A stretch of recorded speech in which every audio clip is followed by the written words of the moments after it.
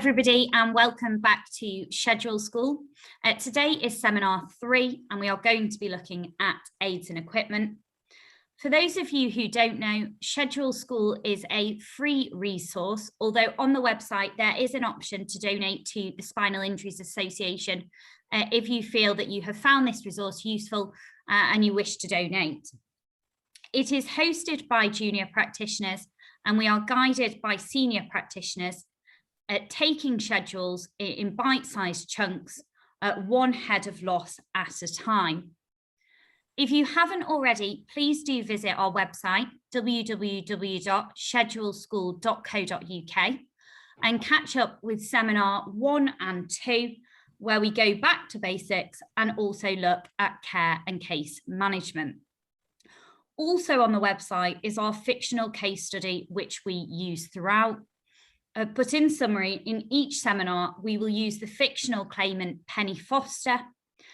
Penny Foster was involved in a road traffic accident where she sustained, amongst other injuries, a spinal cord fracture, a spinal cord injury, which rendered her paraplegic.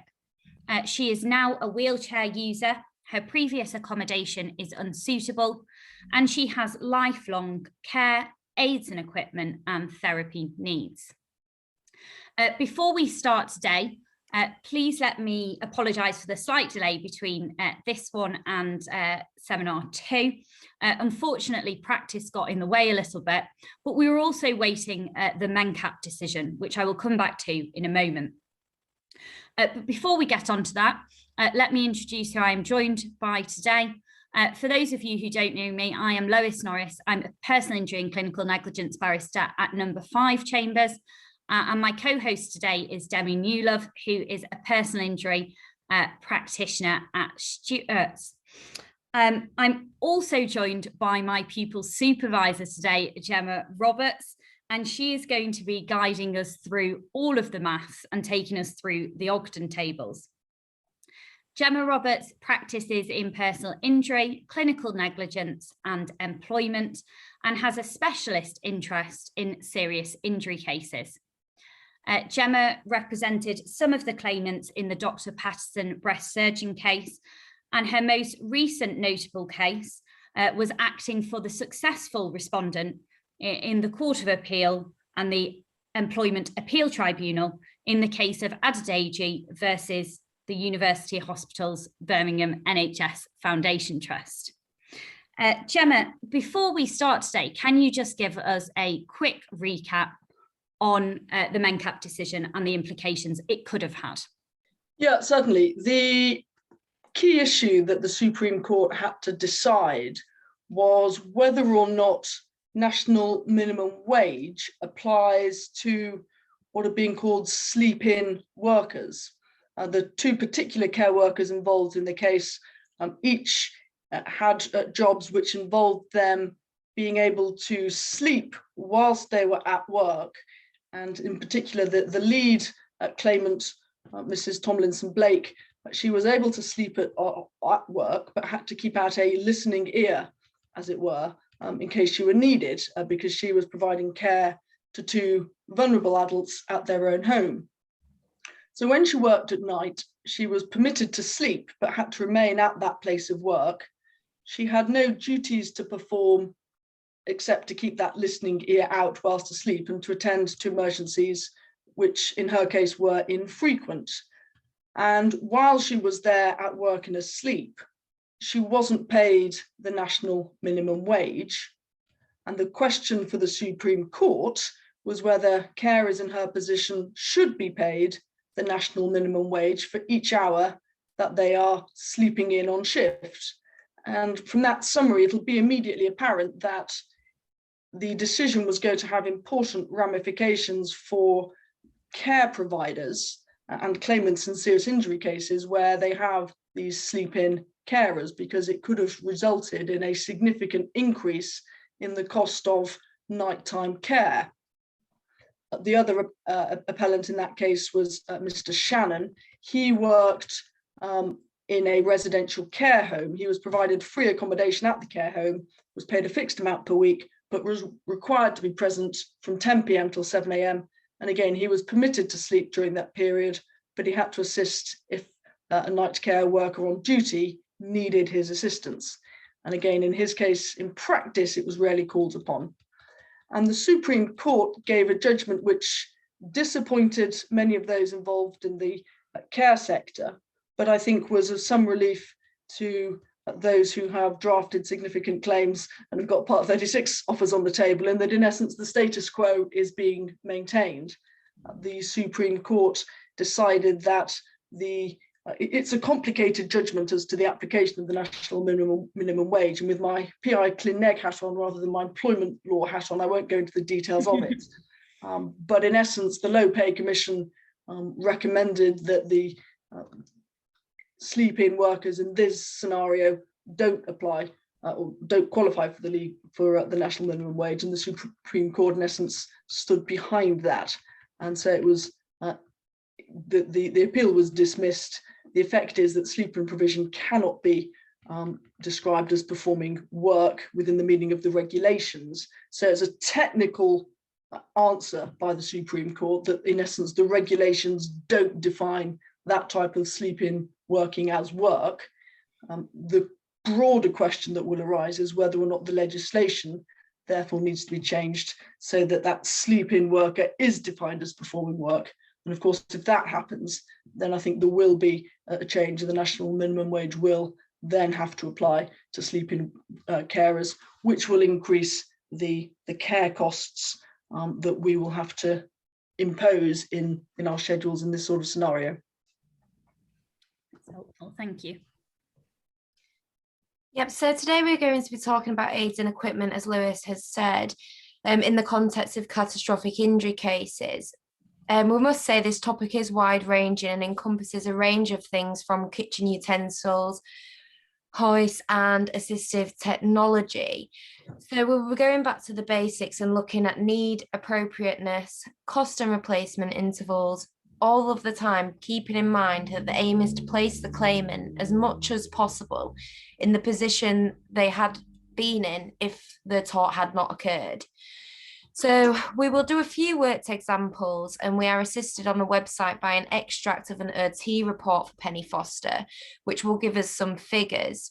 Special thanks to Fiona Johnson Limited for that, who are a medical legal company who specialise in catastrophic injury claims. They've really helped us there with wheelchair and equipment knowledge. So we will look briefly at emerging technology by having a brief discussion about exoskeletons. Gemma, to kick us off, do you want to take us through how the courts will approach aids and equipment generally? Yeah, this follows on quite nicely from the second seminar where there was a talk about what's the court's approach to care, and the approach to aids and equipment is very similar. There's something called the realis principle, and what that says, and you talked about it at the last seminar, is that care is allowable if it's reasonably required objectively by the claimant. And so the same applies with aids. And there's an important case, A against Powys Local Health Board, where Mr. Justice Lloyd Jones confirmed that this principle, that it's where a claimant has chosen a reasonable package of care, or in this case equipment, then the court ought to allow it. That is what's reasonable. It's no argument for the defendant to come along and say, well, here's an alternative reasonable package, which is cheaper. The claimant should get on with that. So it really emphasizes the 100% compensation principle. If the claimant chooses a package of care or of equipment which is objectively reasonable, then that is what the court should allow. And that very much drives then the court's approach to how it assesses what equipment and aids are needed. So the fundamental question is it reasonable? And the court is very often guided by the medical expert evidence. So in substantial injury cases, there'll often be a care report and an OT report. Sometimes you get the same expert giving both care and OT advice, and they will explain, having assessed the claimant in their home environment, what particular equipment is going to be reasonably necessary to assist them in their day-to-day activities to make them as independent as possible, as you say, Demi, to put them back in the position that they would have been in but for the tort that they suffered. So the key is it necessary? Is it reasonably necessary? Will the claimant actually use the equipment? It's all very well having an expert saying, well, this person needs X, Y, and Z types of computer. If in reality, it's a technophobe who isn't going to use it, who isn't going to be benefited from it, then the court will say, well, look, that's not going to be reasonably necessary. But broadly speaking, if the claimant can show it will assist them, that it is objectively reasonable for them to have it, the court will allow it. The other things that the court will look at are the sort of the practicalities of the equipment that's going to be needed. So how often will the equipment be used? How quickly will it wear out? Will somebody only use a wheelchair from time to time, and therefore the wheelchair has a longer than expected lifespan? Will the equipment be used very heavily? Therefore, you need to have frequent replacements built into your schedule. So there's lots of detail that you and your expert really need to think carefully about, with the claimant in the center of it. What are the particular needs? How will the equipment be used? And then how do you translate that into your schedule and the evidence to the court so that you can get the costs of it? So the schedule, in whichever format you choose, is going to have to cover past and future losses for aids and equipment. And as we will see, these may change over time. So let's start with past losses. As we saw in seminar 1 and 2, past losses encompasses any losses from the date of the accident until the date of the calculation. So in Penny's case, we know that that is the 1st of September 2021. So let us look at past losses, Gemma. We have dealt with the approach to aids and equipment generally, but what if the defendant says, you bought this and you shouldn't have, it's not required, or it's too expensive? Yeah, so the test that the court applies is, was it reasonable at the time of the purchase? So hindsight is a wonderful thing, but it has no application in looking at a reasonable cost, reasonable damages schedule. If a claimant is advised by their treating clinician that they will be assisted if they use a particular type of knee brace, let's say, they buy the knee brace, but it turns out they don't get on with it. That's a waste, you would say, of £500. Because it was objectively reasonable for them to purchase it at the time, because the expert or whoever, the physiotherapist, said it's likely to assist, that would be a recoverable cost. And so putting that into a schedule is really quite straightforward. All you need to do is find out the cost that was paid, when it was paid, make sure you've got evidence to support it, so keep the receipts and that sort of thing. And then we put it into the schedule in the way that we've got on the slide here. So you work out the date of purchase, you find your capital cost, and the only adjustments or maths that we need to do concerns the rate of interest. Now, there's lots of great websites online that have little interest calculators in them that you can sort of cheat and use. But if you want to do it properly, then what you have to do is work out the period of loss.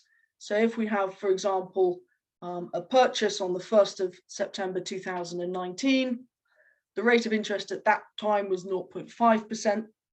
You've got to note that the rate of interest changed on the 1st of June 2020 to 0.1%. So there's 2 bits to the calculation. But we look then at the first period, so from the date of purchase on the 1st of September 2019 to when the interest rate changed on the 31st of May 2019, that's a period of 274 days. So all you have to do, you do 1,200 divided by 100, which gives us 12. So that's it as a percentage. The percentage that we need is 0.5%. So we multiply our 12 by 0.5, that gives us 6. And then to find the daily rates, we divide that figure by 365. You get an awful lot of decimal places, and then we multiply by the number of days that we've got. And so for this particular case, you get £4.50. Now that's a lot of maths. I'll just go through it again with the second period that we're looking at here. That's where the interest rate was at 0.1%. So from the 1st of June 2020 to the date of our calculation, that's a period of 457 days. So to get the interest rate, we have to turn it into a percentage. So our capital sum 1,200 over 100 times by our appropriate rate 0.1%, and then times that, that's the, if you like, the daily interest rate, we times that by our number of days, which is 457, and it just so turns out that we get a nice round number here of £6. Perfect, thank you. Gemma, we've looked at a manual wheelchair there briefly. Can we also just have a look at doing the same calculation, just so everyone can get used to it, also at the commode if possible? Yeah, so again, this is a sort of standard thing that somebody might buy for themselves as soon as they get out of hospital or out of a rehab centre. They're going to buy basic equipment. It won't last them forever, and it's not going to be most suitable for their needs, but all of it is going to be recoverable if they're reasonable to purchase it. So in Penny's case, she buys a commode toilet, the capital cost of £215. So we go through that same calculation. We look at the two different periods where there's a different interest rate. So from the date of purchase on the 1st of December 2019, all the way through to the 31st of May 2020, the interest rate was at 0.5%. So it's a relatively straightforward calculation. 215 over 100 times by 0.5 to get our annual interest figure. Then we divide that by 365, multiply by the number of days that we're using, which in this case, I think again is on the screen. And then we do the same for the second period, and you'll see the overall total is 81p here. The way you set out the schedule, it's to some extent personal preference, whether you put each item of loss and then your interest calculation underneath it. That's how I tend to work, and that's, I think, what the majority of people do. It is acceptable also to go through each of your individual losses. Say you'd have your wheelchair, your commode, and so forth, and then you can have all of your interest calculations at the bottom. I find that slightly harder to do because if you're changing some of your figures, you've got to remember to go to the bottom to change the interest. And so I tend to put it all together like that. Thank you, that's really helpful. And when Gemma was just going through that, then you'll notice that one of the things that we pointed out is that when Penny came out of hospital, or any claimant, they may have just bought some items. But when we are thinking of items, for example, a wheelchair, if we were doing it without expert evidence, it might be quite simple to say, well, Penny needs a wheelchair and that's that. But as we'll see, it isn't just the wheelchair that will be costed for. It's also all the add-ons that will be needed that would not have been needed had Penny not been injured in the accident. So those include tyres, batteries.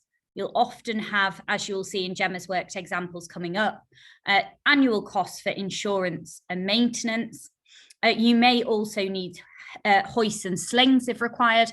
And then again, there's also some things you may not think of, such as rain covers and wheelchair gloves. So it's important to keep all of those included as well. And when we're talking about wheelchairs, today we are simplifying it purposely because we're going back to basics and we're showing you how you would work out aids and equipment in schedules. But it's important to remember that in these cases, it's likely that there's not just going to be one type of wheelchair. There's manual wheelchairs, there's wheelchairs with power add-ons, there's all-terrain wheelchairs, and which wheelchair a claimant requires will really depend, as Gemma said earlier, on what the claimant requires and putting the claimant at the focal point and looking at how they will actually use this equipment.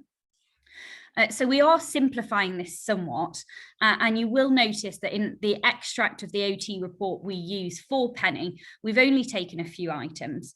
We've not said where they'll come from, and we really are taking this back to basics. So that's just something to bear in mind as we go through this. It's now time to look at future losses, and this is the time where things are going to get very Ogden-based. You should have the Ogden tables. It's helpful to have pen and paper because the best way to use this resource is to work through it as we do it. And you should also have, if you can, facts and figures. That does include some tables that we will be using that the Ogden tables don't have. as always, slight disclaimer that the maths that Gemma is going to do now by no means constitutes any legal advice or guidance as to how every schedule should be done. Each schedule is different. Different practitioners will approach them differently. So this is just a guide for junior practitioners. But Gemma, using the extract of the care report that we can see here, can you take us through the future life of this wheelchair and how we will calculate it? And I think one of the things you're going to touch on here, we're looking on the screen now at the capital cost of a wheelchair, which needs to be replaced every 5 years.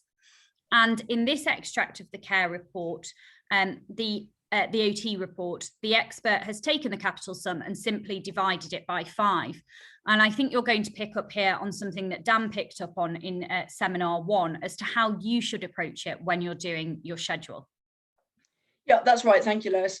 The temptation when you see a care report which says something to the effect of particular type of equipment is going to be needed until a certain age, and the care expert is very likely to have annualized the cost for you. It's very tempting just to say, right, how many years from now till age 63, times that by the annual cost that the expert has given you, and off you go.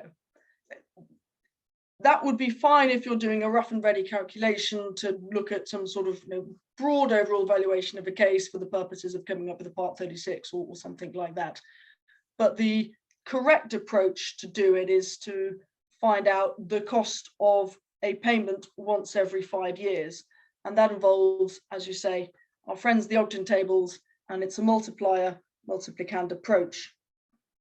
One thing, Lois, I think before we go through this, it might be useful just to comment on what a defendant might say. And a defendant might say, well, for example, Penny came out of hospital in an NHS wheelchair, therefore we don't think she's going to purchase her own wheelchair. She can stick with in the future with an NHS wheelchair.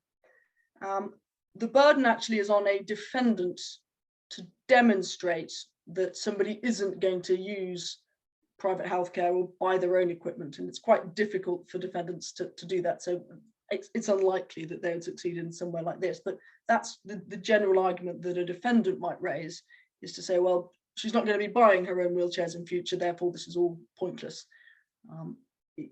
Most defendants, I think, would realise that that's going to be a difficult argument.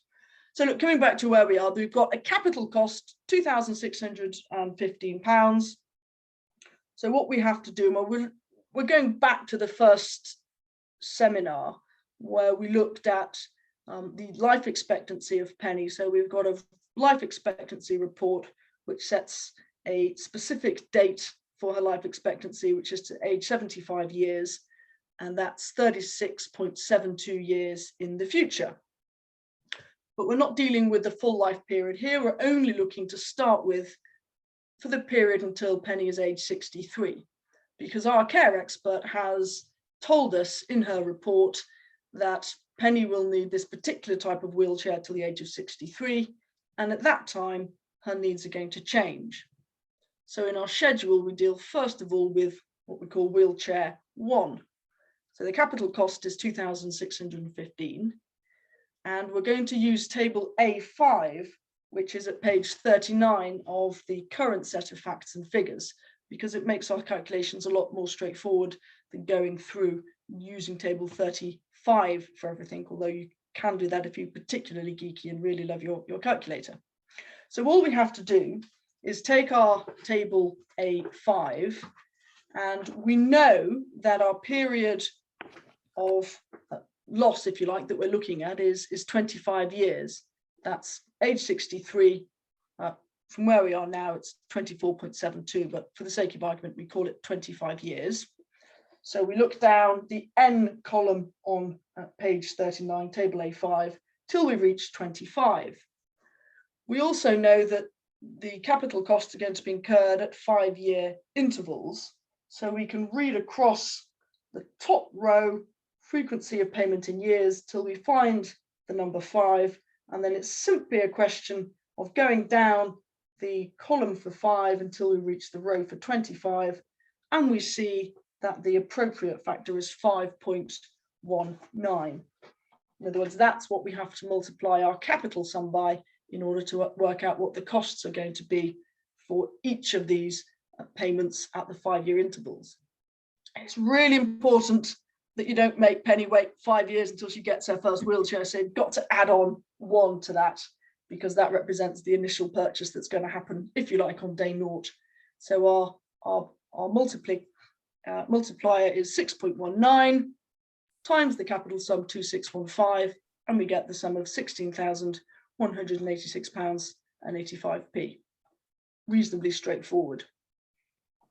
We also need to remember that there's going to be annual maintenance costs, annual insurance costs, which your care expert should set out for you in the report. In this case, the annual maintenance and insurance costs are £199. For that, we can just look at a continuous loss for 25 years. So again, we can simply take our table A5, and there's a continuous loss column, which is the second one down, and that gives us the multiplier figure of 25.80. And off we go with our maths again. We times the 199 by that factor, and you get the 573717 that we see. So then the total cost for this future wheelchair up to age 63 is those two sums combined, which is £21,924.02. Brilliant. And then we know that our OT report says that when Penny gets to age 63, it might be that she needs a different wheelchair. And I think that's what leads us to wheelchair 2, isn't it, Gemma? So if you could take us through the maths on that as well, please. Yeah, that's right. So the rationale here is that by the time Penny reaches age of 63, she's going to be physically a little bit more frail, so her wheelchair needs are going to be a little bit more complex. It's going to be a more expensive wheelchair, an electric wheelchair, so the capital cost is going to increase to £7,500 per year. Now, we could go back and use table A5, but we're going to show off and we're going to do the longhand calculations, if you like. So the first point is to remind ourselves that life expectancy only runs to age 75. And what we're looking at is purchases from age 63 through to age 75. And so we need for this table 35. And we get to do some, now am I calling it interpolation or interpolation? The right version, so interpolation. Right, I shall interpolate for you. So we go to table 35, and of course we've still got a discount rate of minus 0.25%. And we can read across for the 24 years and the 25 years values to reach our figure of 24.72, because that's how long it is until Penny is going to become 63. And this is our magic formula that, again, Dan talked us through very eloquently in Schedule 1, so I won't go through it all again. But the secret formula is, of course, x minus brackets, x minus y, times z, close brackets. And what we get when we do those figures, I'm not going to read them out because it is literally going to be math spread out, but you get a interpolated figure of 1.063844. You can see on the slide that we've got a rounded figure of 1.06, and we've got the 6 decimal place figures. Is it 6 or 5? Yeah, 6 decimal place figures. Different practitioners take a different view as to whether they round off their figures or not. It doesn't really matter which one you do, but just be consistent throughout the schedule. You'll see here, if you round the figures, you get a little bit less, to the tune of £28, but I think in the next calculation, the rounding gets a little bit more. So it all comes out in the wash. Choose one approach and stick to it. It's really a matter of preference. But what we've got here then is, this is our first purchase, what we've calculated. So when Penny is 63, she gets her first new type of wheelchair. The capital cost is £7,500. We've had to make a calculation to understand what the value of that will be for Penny today. And so we use table 35, which is discounting for that term certain up to, well, to age 63. But these wheelchairs are only going to last for 5 years. So then we're going to have to do a second calculation. So when Penny becomes 68, she'll need to buy her second of the more expensive wheelchairs, because again, our care expert has told us, or OT expert has told us, each of these chairs will also have a lifespan of 5 years. So what we're looking at here is working out the appropriate factor to apply so that we get the accurate capital cost that Penny will face when she's age 68. And the way we do that is we first of all look at how long away in the future is that. So to age 68 from a current age of 38.28 is a total of 29.72 years in the future. Then we pull out our table 35 and we interpolate between 29 years and 30 years, because we're trying to find the appropriate figure for 29.72 years.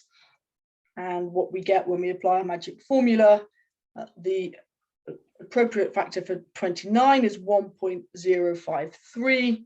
For 30, it's 1.080. So we put all that into our formula, and the interpolated figure is 1.077244. And again, as I said before, we can either round that to 1.08 or we can keep with the 6 decimal places. But the capital cost of 7,500 times by our appropriate multiplier of 1.08 gives us 8,100. So that's the cost of buying the wheelchair when Penny is 68. That's the second type of wheelchair, and that's the replacement. We then have to do a third calculation because Penny's going to live to 75. So the wheelchair she buys when she's 68 will wear out when Penny is 73. So we go through the same process again to look at to get the right value for £7,500 when Penny is 73 years old. And we do the 73 minus her current age of 38.28, which gives us 34.72 years. That's the figure that we then use with table 35. We go through the same interpolation process. So using table 35, the appropriate factor for 34 years is 1.0888. The appropriate factor for 35 years is 1.0916. Interpolating between the two, we get 1.090816, or rounded to 1.09. And when we use that with our multiplier of 7,500, we get this third capital sum, 8,175, or 818,112. And you might have noticed from the previous slides, sometimes our rounded figure is slightly higher, sometimes the rounded figure is slightly lower. As I said before, it broadly speaking, that all comes out in the wash. So what we've done 3 separate calculations for each of the 3 wheelchair purchases that Penny is going to have to do when she's 65, when she's 65, when she's 68, and when she's 73. That gives us our capital cost for the wheelchair, but that's not going to be the only expense that Penny is going to face with her wheelchair. And we're keeping it quite simple, and we're just going to put in an annual maintenance and charging costs, which I think in this case are £241.25 and £87 respectively, giving us an annual cost of £328.25. As I said, your care report will probably have lots of other types of costs involved, but we're keeping things fairly simple.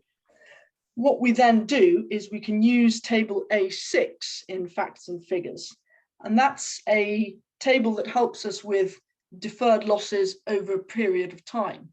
So if you've got, for example, a period of loss that's going to run for 10 years, but that period won't start for 5 years, you can use table A6. It's in essence a combination of tables 35 and 36. And again, there's nothing wrong with doing it longhand, but table A6 is completely appropriate.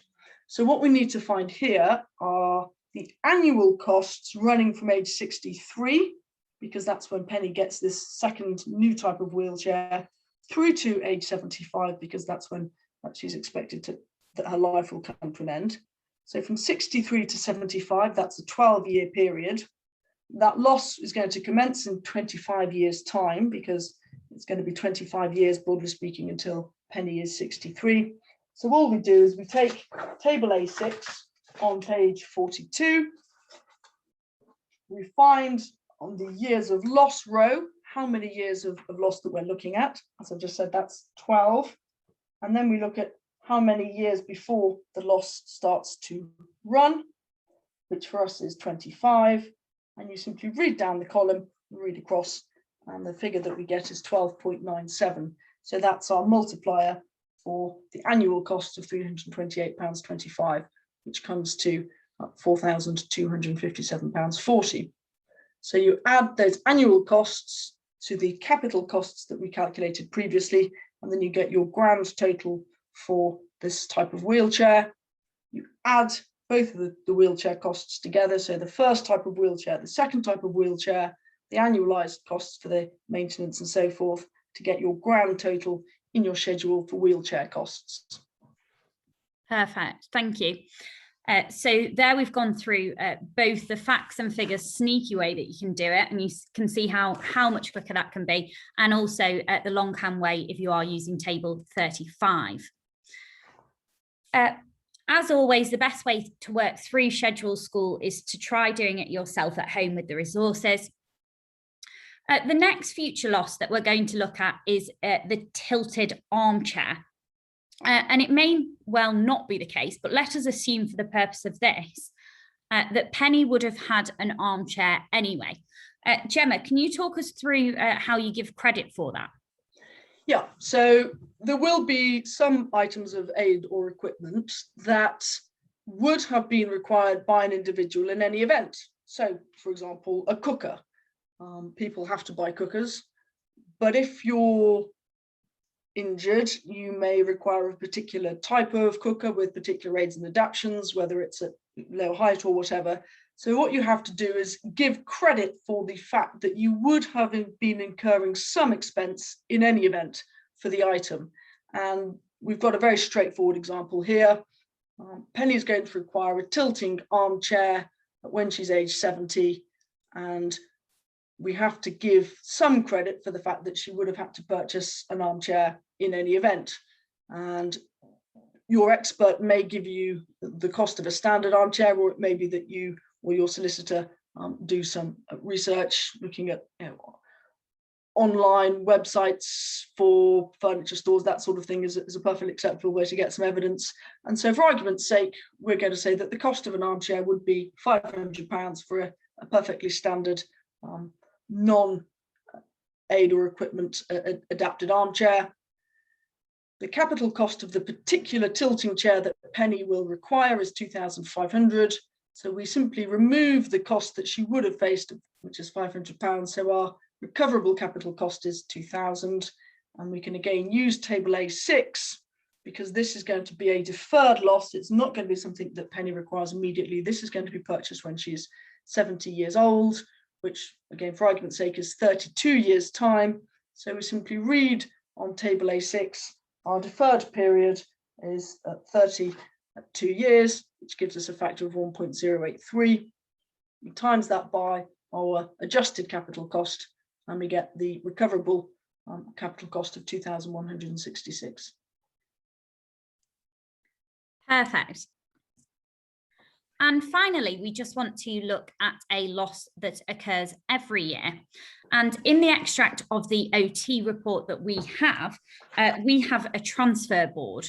And I think in that OT report, that transfer board requires replacement every 5 years. But just for the purposes of this exercise, Gemma, can you talk us through briefly how to calculate a loss which occurs every year?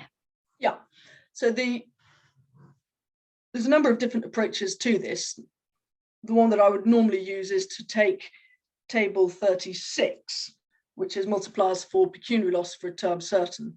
So here we know that Penny's life expectancy is to age 75. which is a period of 36.72 years. And so what we're looking to do is to find the appropriate multiplier.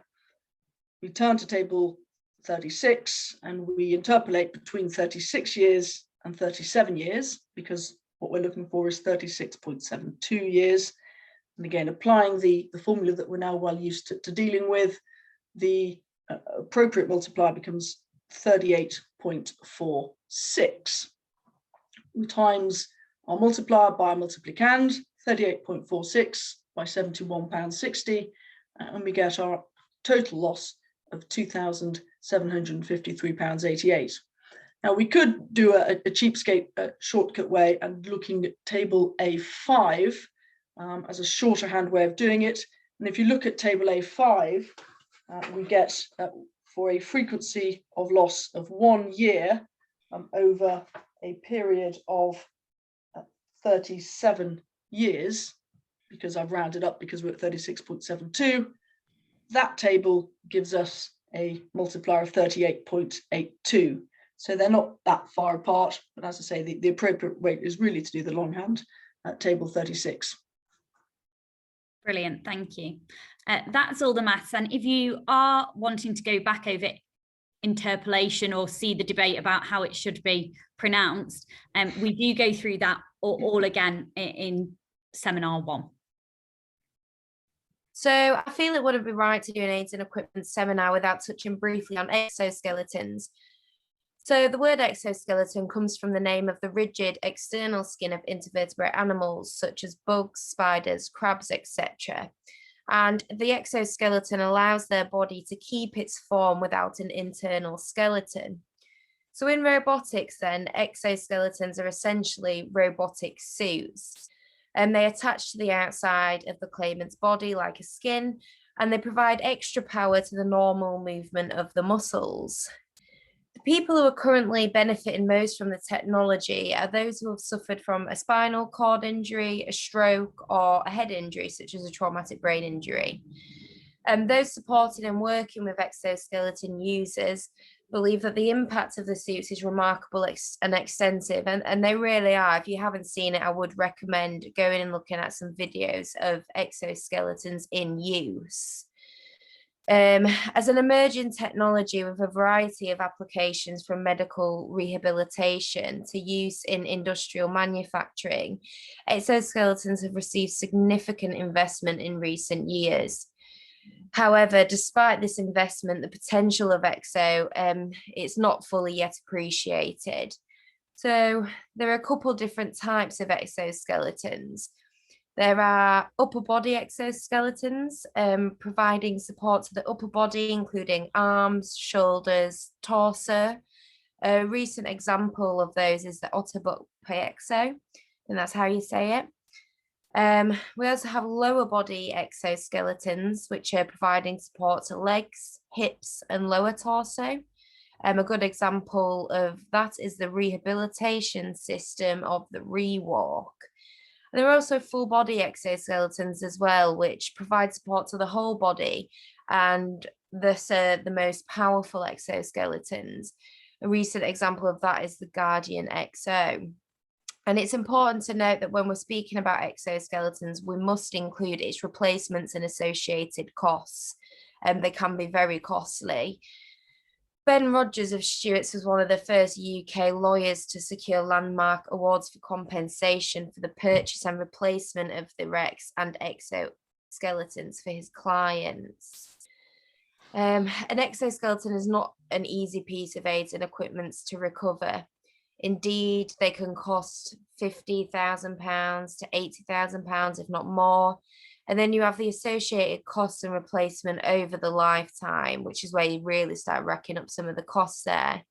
A 100% award could easily exceed £500,000 for the lifetime costs. And as you've said, Demi, exoskeletons are not easily recoverable items.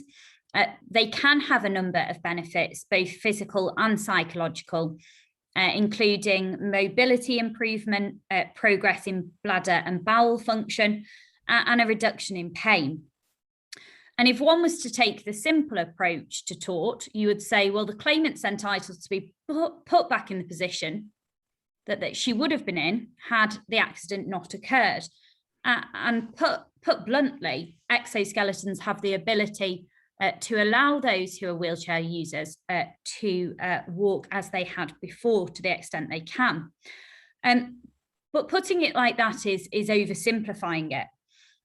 Gemma, do you want to talk us through some of the arguments that may be raised in dispute of exoskeletons and consider how a claimant may want to be in the best position to put an exoskeleton in their schedule? Yeah, as I think Demi rightly says, this is an emerging technology and it's not going to be right for everybody. They are, as I understand it, difficult to maintain, fairly difficult to use, and they are very expensive. And they are not a perfect replica for being able to stand up and walk down the street. What they do provide is a degree of normality and a degree of freedom for the individual users. So if you have a claimant who is likely to be particularly benefited by an exoskeleton, somebody who's got the appropriate space in their accommodation, who has demonstrated a willingness and an ability to use an exoskeleton, then you're more likely to recover the costs. And this is the same as we talked about at the start of this seminar. The best way to recover the cost of aid and equipment is to have the claimant use them so that they can give evidence at trial to say, I've used it regularly, I find it beneficial for X, Y, and Z reasons. It's very difficult for a defendant to say that a cost is disproportionate or is unnecessary and unreasonable if a claimant can show that they're regularly using the equipment and the device. I think with exoskeletons, some claimants may benefit from using them periodically, so the costs of having their own equipment, their own set of equipment, wouldn't be justified, but the cost of going to a specialist centre, say once a fortnight, to use the equipment or the exoskeleton for, say, 2 hours at a time, that might be the reasonable approach for them to take, because actually that fulfills the general needs and advantages of using an exoskeleton without having the very substantial costs, which maybe argued aren't going to be necessarily proportionate. Some people find that actually they've got complete independence or near complete independence in a wheelchair, they're maneuverable, they're easy to use, they're reliable, and they are perfectly happy using that rather than going into an exoskeleton. So it's very much going to be subjective to the individual claimant that you're dealing with. Perfect. And that takes us full circle somewhat, because where we started with at the beginning was dealing with how you recover aids and equipment and the approach that the court may take. So that's everything. Thank you very much to Demi and to Gemma. I still feel a little bit nervous when I do advocacy in front of my pupil supervisor. So if I'm talking fast during that, this is why. If you do have any questions at all, we're all actually on Twitter. So feel free to send us a direct message and we will help you with any questions you may have at the beginning of the next seminar. The next seminar is going to look at accommodation claims, and I'm going to be joined by Sarah Crowther QC in going through that. But for now, that's everything. So thanks very much. Thank you. Thank you.